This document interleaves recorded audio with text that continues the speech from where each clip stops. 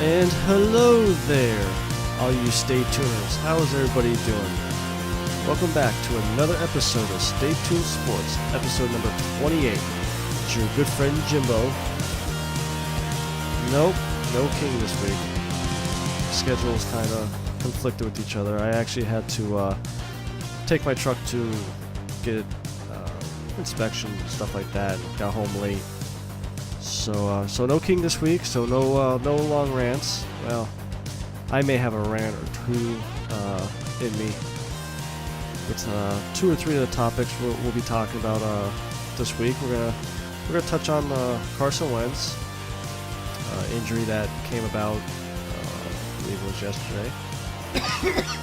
Excuse me. And what that means to the Eagles season. What does that mean for him with his contract coming up and stuff like that? We're going to touch a little bit on Connor McGregor's coach, his comments about McGregor. And also, earlier today, there's a rumor that came out about the playoff for college possibly being expanded. Now, if you guys listened to me and King last week, we talked about that a little bit. How could they do it, and would it be 6, would it be 8 teams? But we'll get into that. Before we get into the show, find me on Twitter at Jimbo ST Sports. Follow us, the show itself, at ST Sports Podcast, and head over to King's Twitter too as well. It's King of Skunk Duck. He also has some shirts over there. Different types of, sports and wrestling and just different sayings also too. So let's head over there, take a look at some of his shirts and maybe buy some. But so we'll start small. I mean, I know, if you guys have listened to us every now and then, we would talk a little bit of UFC or mixed martial arts, and normally save it to the end, but there was a slow sports week this week, so I mean it was kind of hard for me to find some stories to talk about. And as a Conor McGregor fan, obviously he hasn't been fighting as much lately the past couple of years. He just unveiled his Irish whiskey earlier this year. Proper number 12 whiskey, which I have yet to try. Hopefully soon I'll try it. Maybe I'll buy a bottle for New Year's. But I found it interesting that his longtime coach, John Kavanagh, came out this past week and said that basically Connor's going to have to really convince him to come back and corner him. This article I have from Yahoo Sports quoted Kavanagh saying, "Well, he would certainly have to convince me to do it again." He went on to say, I love him. I love the whole journey we had, but I need a good why. It might be Diaz again because he promised that fight. It might be a rematch with Habib, but if it was just, they want me to fight that guy, I think I'd say, I wish you the best. Now, all this is interesting because it sounds like Kavanagh, to me, in the background, is tired of Conor, not worrying about the fights anymore. If you watched the documentary that I believe was on Netflix with about Conor, Kavanagh does not like how Conor is a trash talker. After his first or second fight, pro fight, I believe before even UFC, he was going to kick Conor completely out of the gym, off the team, just because he doesn't like that type of fighter. Now, obviously he's stuck with him, and I'm sure he made a boatload of money with all the fights that Connor's won, even lost. I mean, the Floyd Mayweather fight, he made millions and millions of dollars, which turns out helped pay for the investment into the whiskey business. But when Connor lost to Khabib, one of the comments that Connor made said, he'll ask for the rematch against Khabib, but if they don't give him the rematch, he'll fight any top 5, 10 guy. Which sounds like to me that Connor is okay with taking a step back, kind of get back into the game, get back into the flow of it. But Kavanagh doesn't want that. It seems like he just wants the high-profile fights now. Not necessarily the money fights, but something to kind of light that fire also in Kavanagh's belly. If it comes down to it that Kavanagh doesn't corner him, I'm curious to see, one, how Connor does, because obviously we've seen ever since the Chad Mendes fight, he has a tough time against wrestlers, fighters that have wrestling backgrounds. And Khabib obviously is a lot better fighter than, a lot better wrestler than Chad Mendes is. Obviously a fighter because he's the champ. And he exposed Connor fully that if you know how to wrestle, you could beat Connor. Key is to not get tagged by that left hook. So if Connor has to go with a new coach, and I believe Kavanagh has been his coach since 2008, so almost 10 years. So you're going back to the drawing board basically and trying to learn a new way of training with a new coach. You might not like his way of training, and it'll be interesting to see exactly what happens with Connor's career. He has 2 kids now. Does he keep fighting? When he first came onto the scene, he was fighting 2-3 times a year. Now here it is, past 3-4 years, he's only fought 2 or 3 times. He fought Floyd, I believe 2 years ago, and he fought Khabib just a few months back. And before Floyd, I believe it was a year before that, is when he fought was it Jose Aldo? So, I mean, just the fact that you gotta stop and think who his last few opponents were, just shows how often he fights anymore. And again, that might be another reason why Kavanagh doesn't want to back him, is because Connor might be coming across to Kavanagh that he just doesn't have that fire to fight anymore. And with 2 kids, a wife, if your head is not fully in to the fight game, you could get severely hurt. Almost like, Rocky IV. Yeah, Rocky IV with Apollo Creed. He thought it was just a exhibition fight, Apollo Creed did, and got killed. Now, I understand that's a movie, but it does happen in combat sports. Look at Tim Hagg, a couple years back, boxing. Died in a boxing ring. Now, I believe actually that one was an exhibition fight too. So, it'll be interesting to see what Connor's career going forth, will be.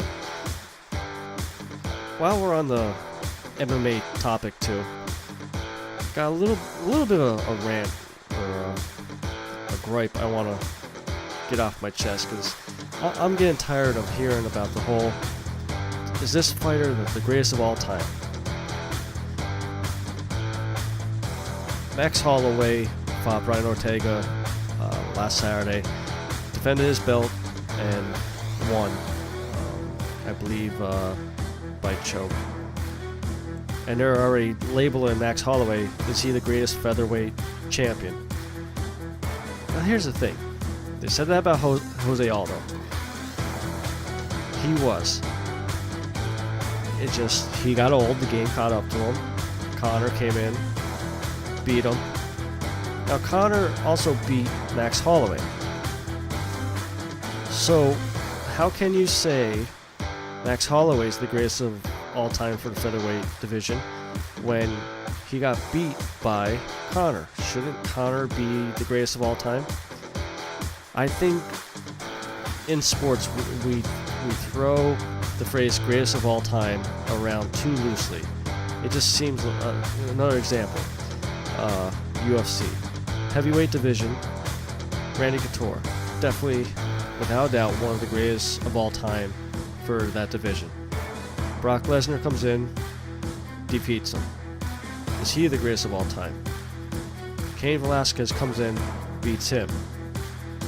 Is he the greatest of all time? But with Brock, Cain, Jr. Dos Santos, who's another one, they only won 2 or 3 fights before they started to kind of decline or got hurt. Cain Velasquez hasn't fought in how many years? Lesnar is still on suspension for steroids or PEDs, whichever you want to call it. They said that about Stipe Miocic. Now they're saying about Daniel Cormier, who can't beat John Jones, even though John Jones was on PEDs and cocaine and whatever else he got popped with over the years. Back in the day, I think greatest of all time, that phrase meant something. Nowadays, it just doesn't seem like it. So, you know, is Max Holloway the greatest of all time for featherweights? No. That title has to go to either Jose Aldo or Connor McGregor. Like I said, Connor beat Jose at the end of his career, even though Jose's still fighting. Those two are up there. Heavyweights, you gotta go with Randy Couture, Mark Coleman, you know, some of the original guys, because they were consistent with their defense of belts and fighting activity and stuff like that. So that's my little rant about titles kind of being floated around a little bit too much. Next topic, this is going to lead to another rant, but this is about Carson Wentz. So, came out yesterday that Carson was held out of practice due to back spasms, and then it came out that he may not be playing Sunday night against the Rams because of the soreness and the spasms. Well, came out today that after some tests, he has a fractured vertebrae and may miss the rest of the season. The one thing that scares me was about this before I actually read the details was I believe Tony Romo was the one that had the broken vertebrae too, and 2 years later retired and now is in the booth. So it came out that Carson had a fractured vertebrae, but the only good news was it does not need surgery. All he needs is time to heal it up, which, like I said, you know, only 3 games left. We got Nick Foles starting. I would just shut him down for the year, and hopefully next year he comes back healthy. Now, this is the 3rd year that he hasn't had a full season. He has yet to play a full season with the Eagles. Every year he's been hurt. Last year was a blown ACL. This year is going to be the back. The first year was a game or two for a concussion or back injury, maybe even. But that's his style. He's a very physical quarterback. Likes to run, likes to scramble. That's just how he is. Now, the thing that, obviously you guys know I'm an Eagles fan. The thing that bothers me is there's a lot of Eagles fans out there that want to move on from him because he's not having a great year. He actually is not that bad this year. He's actually only has, I believe it was 9 interceptions. And I started to see a lot of these Eagles fans bash him. And let's put Nick Foles back in there because he won us the Super Bowl. First off, Wentz got us to the playoffs. I'm sorry. Foles only played the last 2 or 3 games of the season and stunk. We got lucky that we got the first round bye, and he had an extra week to prepare. Now, what he did in the playoffs, I'm not taking that away from him. It was awesome. You know, I don't know if it was luck. I don't know if he just hit the right time, like peaked at the right time, but it worked. Came into this season, and what happened the first 2 games? He stunk. So all these Eagles fans, so-called fans, that want to bash Wentz because our team stinks, here's some stats for you. Here's something to look to next time the Eagles play. And I brought this up multiple weeks.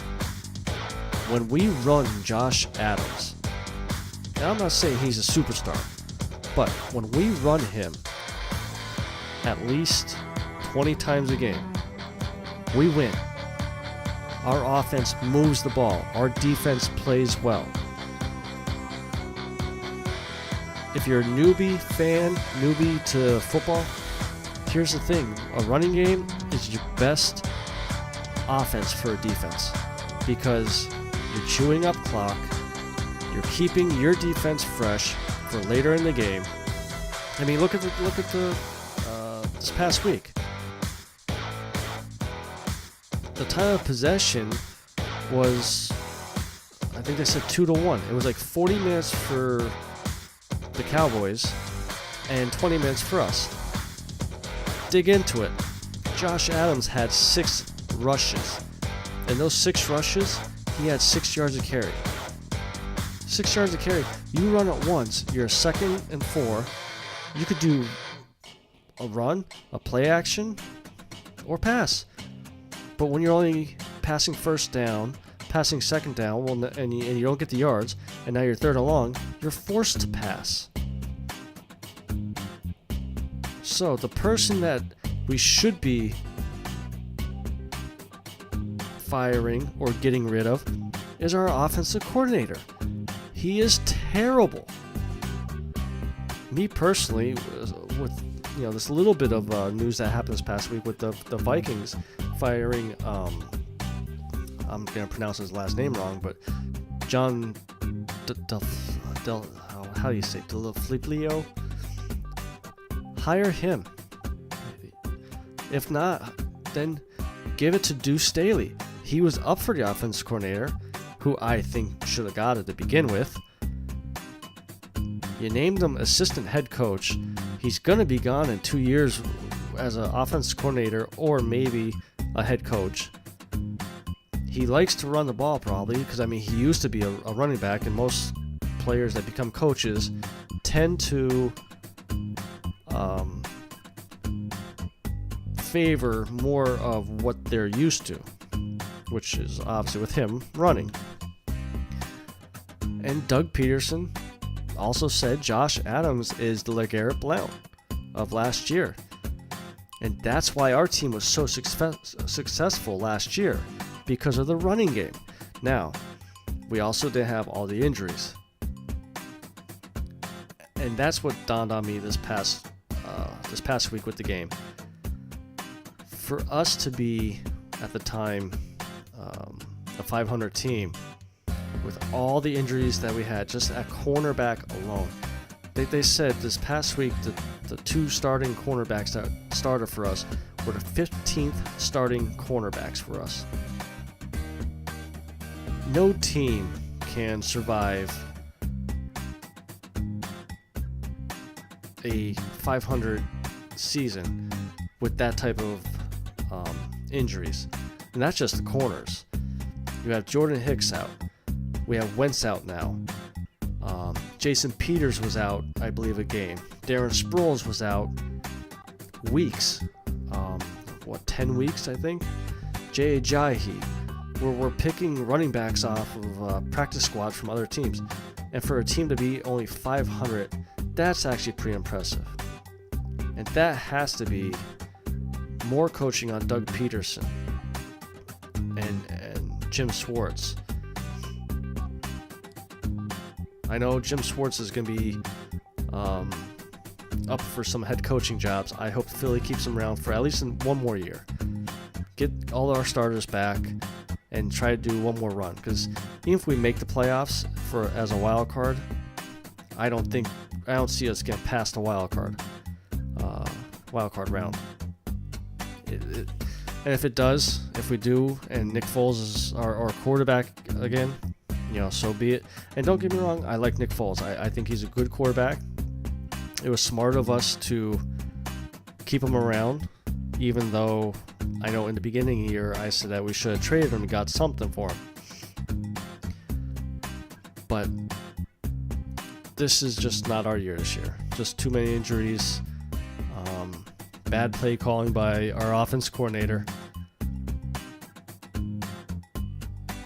And I just wish some of these fans, or so-called fans, would sit down and really, really think about it. Like, why is so-called Wentz bad? He's not. When your QBR is 100 every game, how can you be bad? So one of the last things I'm going to talk about today, and this part I kind of wish King was here, to kind of get back into the little bit of a debate, is the possibility of the college football playoff expanding to 8 teams. Now, this article I saw, I believe it was earlier today, and if you guys follow me on Twitter or King, I tagged them in the article, and this article is from dailysnarp.com, and it says several influential voices in college football are reportedly ready to discuss increasing the number of college football playoff teams from 4 to 8. According to Nicole Arbach of The Athletic, CFP expansion has received a groundswell of support, with hopes that the change can happen before the current contract with ESPN expires in 2026. It's an appropriate thing to begin thinking about, Big 12 Commissioner Bob Lust told Arbach. Despite receiving less criticism than its predecessor, the BCS, it still has created many issues and controversies. There isn't enough space for a representative from each of the Power 5 conferences, and it has left virtually no path to a championship for schools from smaller conferences. Now, me personally, I would like to see it go to an 8-team playoff. I know when this came out, I seen a lot of fans and sports writers say, well, if they go to the 8-team, then one team from each conference should get an automatic bid. So whoever wins their conference should be an automatic bid, and then the other 3 spots would be basically get voted in, like how we do now for the top 4. I'd be okay with that. My only issue would be with the automatic bids for the conferences, the 5 main conferences. What happens if a team wins a conference and say is ranked 16th or 12th. Like, for example, the American Athletic Conference has USC, Temple, Cincinnati, Houston, Memphis, Tulane. They're the only ones that actually have a winning record. Obviously, UCF is ranked. Temple isn't. Cincinnati isn't. What happens if What happens if Houston beats UCF, who's not ranked? They make it, and you will have, say, I'll use Notre Dame for example. We weren't sure if Notre Dame was definitely going to get in this year. Notre Dame is number 3. So you're saying Houston should be in over number 3? I'd be okay with the automatic bids for the conferences as long as there's some stipulations. Say you have to be a top 10 team. And if you're not a top 10 team, then that conference gives up their spot. And instead of having 3 spots to get voted in, it would be 4 spots you can get voted in. Or, the way I think they should do it is how they do it now. You just vote in the 8 best schools that you think deserve to be in there. Which, again, if you guys follow King, he posted what the games would be this year. And I'll tell you what, there would be some interesting games. Other than the Alabama game. I'm pulling the rankings up now to kind of tell you guys who it is. So, if they went the top 8 teams, like I said I think they should go as, you would have Alabama against UCF. That would be interesting just because of the whole, we're national champions last year. Then you would have Clemson against Michigan, potentially a good game. Notre Dame against Ohio State, I think that would be a really good game. Oklahoma against Georgia. That one could be a good game too as well. So, really, the Bama UCF, I think Bama would blow them out. But the other games, I think, would be really entertaining. Now, if you did the 8, so right now we do top 4, and we do December 29th, and then I'm pretty sure it would be the following week. You would have to do... You would almost have to get rid of the conference championship week. Make that your first bowl games, and then 2 weeks later start basically the playoffs. I really think they should go to 8, just because, like I said, also it would eliminate the argument that say Notre Dame would have to. Well, Notre Dame would have to join a conference, and that's if they made the one stipulation that conference titles don't matter. But if they do say if you win your conference, maybe that would push some of these schools that aren't part of a conference to join a conference and win their title and get the automatic bid, or take the chance and try to get voted in. So it's definitely interesting. Like the article said, the contract, they want to try to get done before the contract, which is up in 2026. I think you're going to see this happen within the next 2 years. 2 years. I don't think it's going to happen next year. I don't think there's enough time. And I think it'll be a lot more interesting, like I said, with those games, with how the rankings are right now. It could have been a very exciting college football year, even though it is now. It really actually was. So, but I think that's going to be it for this week. Thanks for joining us, guys. You can follow me on Twitter at Jimbo ST Sports. Follow the show at ST Sports Podcast. And head over to King's Twitter at King of Skunk Duck. I'm your good friend Jimbo, signing out. See ya.